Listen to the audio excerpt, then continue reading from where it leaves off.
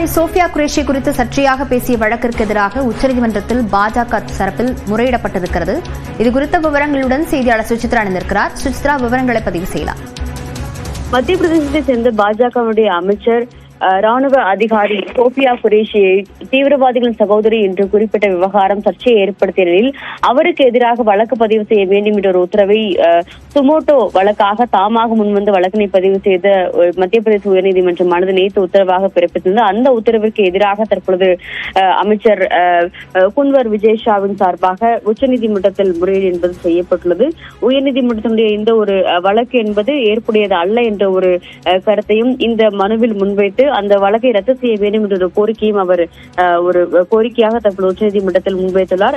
மிக முக்கியமாக ஆபரேஷன் சிந்தூர் உள்ளிட்ட விவகாரங்களில் செயல்பட்டு வந்த ராணுவ அதிகாரி குறித்து சர்ச்சைக்குரிய வகையில் அவர் பொதுக்கூட்ட நிகழ்வு ஒன்றில் பேசிய வீடியோ என்பது வைரலாகி பெரும் சர்ச்சையை ஏற்படுத்தியதை தொடர்ந்துதான் இந்த ஒரு பதிவை இந்த ஒரு வழக்கை மத்திய பிரதேச உயர்நீதிமன்றமானது தாமாக முன்வந்து அவருக்கு மீதான ஒரு எஃப்ஐஆரை பதிவு செய்வதற்கான ஒரு உத்தரவையும் பிறப்பித்திருந்தார். அந்த உத்தரவுக்கு எதிராக தான் தற்பொழுது மத்திய பிரதேசனுடைய அமைச்சர் குன்வர் விஜய் ஷா உச்சநீதிமன்றத்தில் மேல்முறையீடு செய்துள்ளது குறிப்பிடத்தக்கது.